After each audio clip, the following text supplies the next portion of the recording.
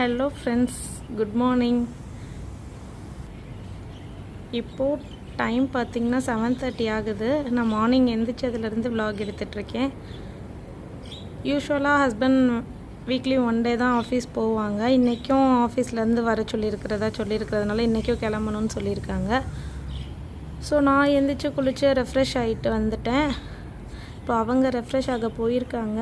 பாருங்கள், இன்றைக்கி வெதர் இப்படி தான் இருக்குது, மழை வர்ற மாதிரி நல்லா இருக்குது. ஸோ இப்போ நம்ம அவங்க ரெஃப்ரெஷ் ஆகிட்டு வர்றதுக்குள்ளேயும் டீ போட்டுடலாம். டீ போட்டுட்டு நான் மார்னிங் பிரேக்ஃபாஸ்ட்டுக்கு உளுந்தங்கஞ்சி பண்ணலான் இருக்கேன். அதையும் கவர் பண்ணுறேன். வாங்க எப்படி பண்ணுறதுன்ட்டு பார்க்கலாம். ஸோ நைட்டே இந்த மாதிரி பாத்திரத்தெல்லாம் கழுவி வச்சுட்டு படுத்துட்டா நம்ம மார்னிங் சமைக்கிறப்போ நம்மளுக்கு ரிலாக்ஸ்டாக இருக்கும். ஸோ சமைக்கிறதுக்கும் எல்லாமே ரெடியாக இருக்கிறப்போ நம்மளுக்கு டென்ஷன் ஆகாது. ஸோ நீங்களும் இந்த மாதிரி நைட்டே முடிஞ்ச அளவுக்கு எல்லாத்தையுமே க்ளீன் பண்ணி வச்சுட்டு தூங்கினீங்கன்னா உங்களுக்கு மார்னிங் நல்லா டேஸ் ஜாலியாக ஸ்டார்ட் ஆகுற மாதிரி இருக்கும். ஒரு சின்ன டிப் நீங்களும் ஃபாலோ பண்ணி பாருங்கள். இப்போது இதை எல்லாத்தையும் எடுத்து வச்சுட்டு நம்ம டீ போட ஆரம்பிக்கலாம். இப்போ எல்லாத்தையும் எடுத்து வச்சாச்சு. டீ போடுறதுக்காண்டி பால் ஊற்றிக்கிறேன்.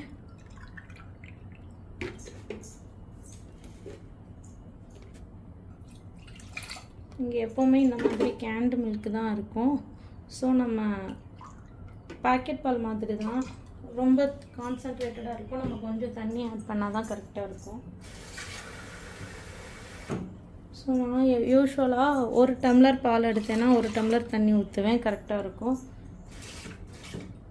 1.25 டம்ளர் பால் எடுத்துருக்கிறதுனால அதுக்கு ஈக்குவலாக 1.25 டம்ளர் தண்ணியும் ஆட் பண்ணிக்கிட்டேன். நம்ம ஸ்டவ் ஆன் பண்ணிடலாம்.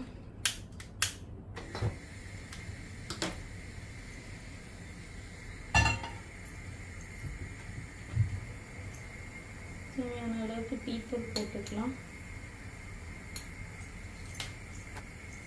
சுகர் ஆக்சுவலாக பாட்டிலில் ஃபில் பண்ணது போக ரிமைனிங் கொஞ்சம் இருக்குது, அதை ஃபஸ்ட்டு காலி பண்ணி விட்டுடலாம். ஸோ நான் தேவையான அளவுக்கு சுகரும் ஆட் பண்ணிடுறேன்.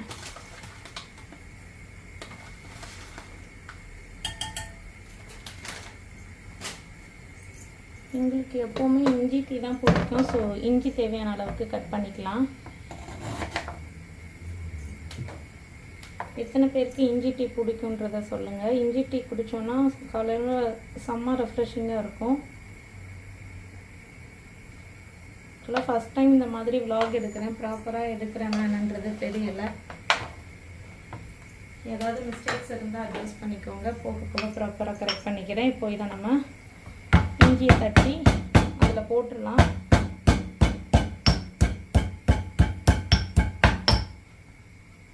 ஒரு டிப் என்னென்னா, ஃபஸ்ட்டு பாலும் டீத்தூள் சர்க்கரை எல்லாம் சேர்த்துட்டு உடனே இஞ்சியும் போட்டுறாதீங்க.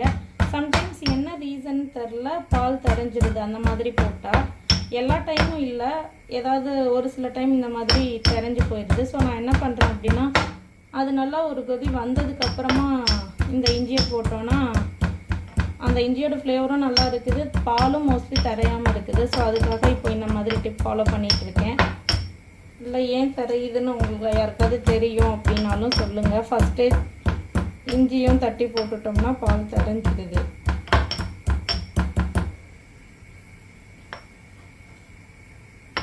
சரி, இப்போ இஞ்சி தட்டி வச்சாச்சு.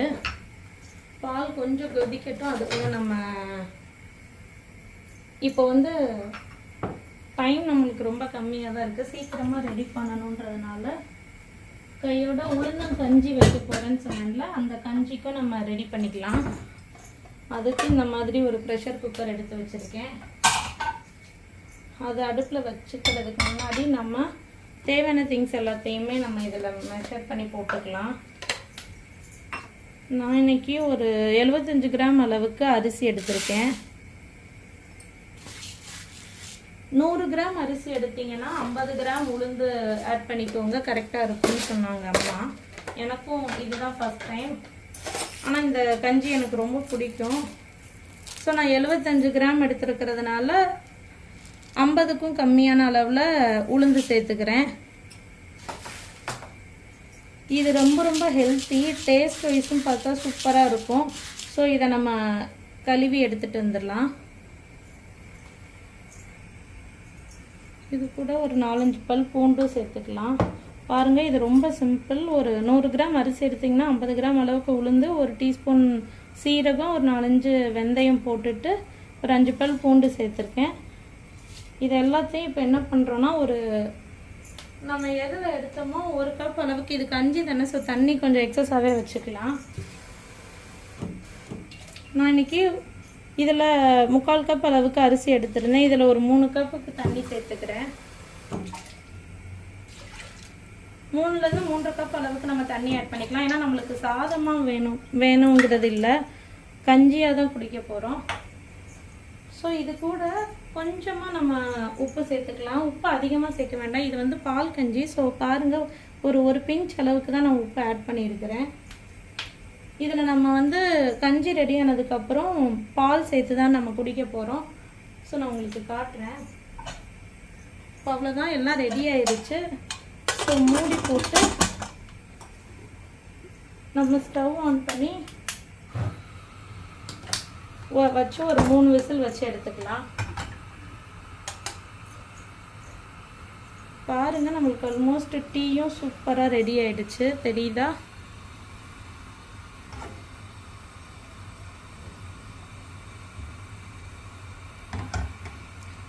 இன்னும் ஒரு 2 மினிட்ஸ் அப்படின்னா நம்ம ஃபில்டர் பண்ணிட்டா கரெக்டாக இருக்கும். ஸோ மார்னிங் நம்ம ஒரே டைம்லேயே டீயும் ரெடி பண்ணியாச்சு. மார்னிங் பிரேக்ஃபாஸ்ட்டுக்கு ஒரு ஹெல்த்தியான ரெசிபி கஞ்சியும் வச்சாச்சு. நம்மளுக்கு அவ்வளோதான், வேலை முடிஞ்சு. அது ஒரு 3 விசில் வரட்டும், அதுக்குள்ளே நம்ம டீ குடிச்சிட்டு வந்தோம்னா கரெக்டாக இருக்கும். டீ ரெடி ஆயிடுச்சு. ஸோ நம்ம ஸ்டவ் ஆஃப் பண்ணிட்டு ஃபில்ட்ரு பண்ணிக்கலாம். ஃபில்ட்ரு பண்ணிவிட்டு காட்டுறேன். 3 விசில் வந்துருச்சு. ஸோ ஆஃப் பண்ணிக்கலாம். ஆஃப் பண்ணிவிட்டு ரெடி ஆனதுக்கப்புறம் நம்ம எப்படின்னு பார்த்துக்கலாம். இப்போது ஹஸ்பண்டுக்கு இந்த மாதிரி டீ ஊற்றி வச்சுட்டேன். எனக்கு யூஸ்வலாக இந்த டம்ளரில் குடித்தா தான் டீ குடித்த மாதிரி இருக்கும். ஸோ எனக்கு டம்ளரில் ஊற்றிக்கிறேன். இப்போது அது ஸ்டீம் ரிலீஸ் ஆகட்டும், அதுக்குள்ளே நம்ம போய் டீ குடிச்சிட்டு வந்துடலாம். சூப்பரான இஞ்சி டீ ரெடி ஆயிடுச்சு. ஆக்சுவலாக இந்த வெதரில் இப்படி உட்காந்துட்டு இந்த மாதிரி இஞ்சி டீ குடிக்கிற ஃபீல் எனக்கு ரொம்ப பிடிக்கும்.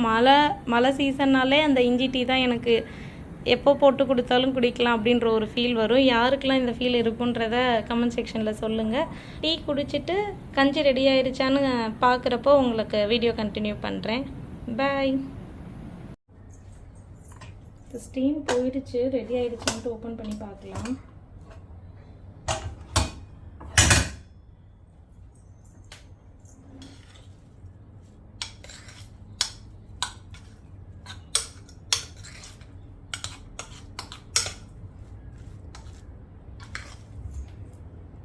பாருங்க, இப்படி தான் இருக்குது. நம்மளுக்கு தண்ணி பத்தலை போல் தெரியுது, சாதம் மட்டும் இருக்குது. நம்ம இதை நல்லா குழஞ்சிருக்குது. ஸோ மேஷ் பண்ணிவிட்டு இன்னும் கொஞ்சம் நம்ம சுடு தண்ணி போட்டு லைட்டாக அடுப்பில் வைக்கலாம். அப்போ கொஞ்சம் கஞ்சி கன்சிஸ்டன்சிக்கு வரும்.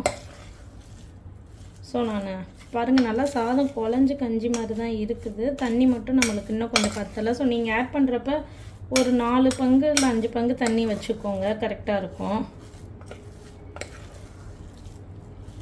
சரி, ஓகே. பாருங்கள், இப்படி மேஷ் பண்ணிட்டிங்கன்னா கரெக்டாக இருக்குது. ஸோ நம்ம கொஞ்சமாக தண்ணி ஆட் பண்ணி இதில் கொதிக்க வச்சுக்கலாம். பாருங்கள், நான் இப்போ தண்ணி சூடு பண்ணி வச்சுருக்கேன். அந்த தண்ணியை நம்ம இதில் ஆட் பண்ணிக்கலாம். தேவையான அளவுக்கு ஆட் பண்ணிவிட்டு இதை நல்லா இப்படி மிக்ஸ் பண்ணி விட்டுருங்க. மிக்ஸ் பண்ணி விட்டுட்டு நம்ம கொஞ்சமாக அடுப்பில் வச்சுட்டோன்னா கரெக்டாக இருக்கும். ஸோ இப்போ அகைன் ஸ்டவ் ஆன் பண்ணி வச்சுக்கலாம்.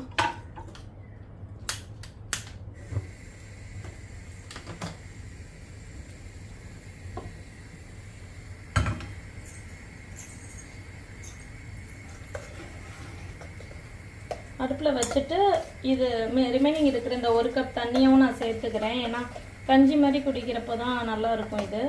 ஸோ நம்மளுக்கு லிக்விடாக தான் வேணும். பாருங்கள், க்ளோஸ்அப்பில் காட்டுறேன். இந்த அளவுக்கு நம்மளுக்கு இருந்துச்சுன்னா நம்ம பாலும் சேர்க்குறப்ப கரெக்டாக இருக்கும். ரொம்ப தெரியுதா? இப்படி தான் இருக்குது.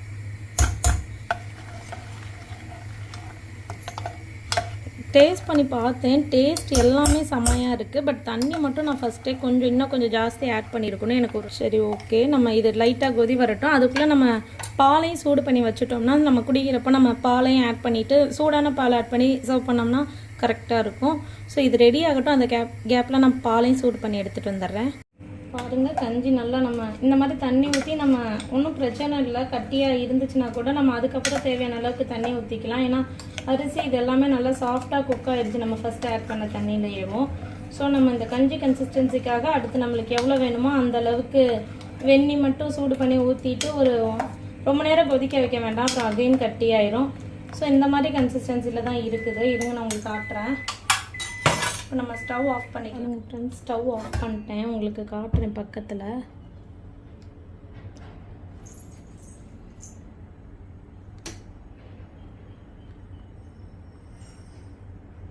ஆக்சுவலாக கஞ்சியோட கன்சிஸ்டன்சி இந்த மாதிரி தான் இருக்குது. உங்களுக்கு பால் சேர்க்க விருப்பம் இல்லை அப்படின்னா இன்னும் கொஞ்சம் எக்ஸஸாக சால்ட் ஆட் பண்ணிவிட்டு இதவே குடிக்கலாம் வெறுமனவே. ஆக்சுவலாக நம்ம நார்மலாக கஞ்சின்னு குடிக்கிறத விட இந்த மாதிரி சீரகம், உளுந்து, வெந்தயம் இதெல்லாம் போட்டு ஆட் பண்ணி குடிக்கிறப்போ அதோட டேஸ்ட்டு ரொம்ப நல்லாயிருக்கும். நல்லா வாசனையாக இருக்கும். டேஸ்ட் வைஸும் சூப்பராக இருக்கும்.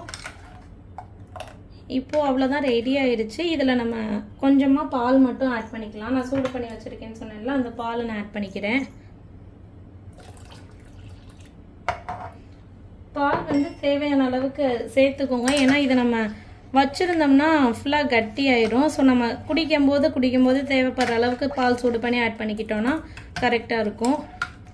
பால் ஆட் பண்ணதுக்கப்புறம் இந்த மாதிரி தான் இருக்குது. ஸோ இதை நம்ம இப்போ ஒரு கப்பில் ஊற்றி நம்ம தேவையான அளவுக்கு கொடுத்துக்கலாம்.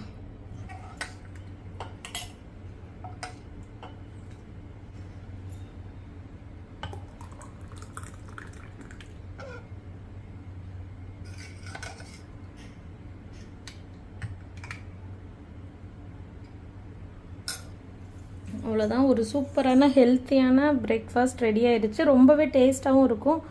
ஸோ இதை நம்ம வந்து வெறும் கஞ்சியாகவும் குடிச்சிக்கலாம், இல்லை தொட்டுக்கிறதுக்கு துவையல் இல்லை ஊறுகாய் இந்த மாதிரி ஏதாச்சும் வச்சும் குடிச்சிக்கலாம். நாங்கள் யூஸ்வலாக அப்படியே குடிச்சிடுவோம். ஸோ நீங்கள் வேணும்னா சைட் டிஷ் அந்த மாதிரி ஏதாவது வச்சு குடிச்சிக்கலாம். டேஸ்ட் ரொம்ப நல்லாயிருக்கும். கண்டிப்பாக ட்ரை பண்ணி பாருங்கள். இவ்வளோதான் எங்களோட பிரேக்ஃபாஸ்ட். நாங்கள் இப்போது சாப்பிட போகிறோம். இதுதான் ஃப்ரெண்ட்ஸ் என்னோடய மார்னிங் ரொட்டீன். உங்களுக்கு பிடிச்சிருந்துச்சான்னு சொல்லுங்கள். இதே மாதிரி வ்ளாக்ஸ் கண்டினியூ பண்ணலான்னா அதையும் கமெண்ட் செக்ஷனில் சொல்லுங்கள். உங்களை இன்னொரு இன்ட்ரெஸ்டிங்கான வீடியோவில் பார்க்குறேன். அது வரைக்கும் பாய்.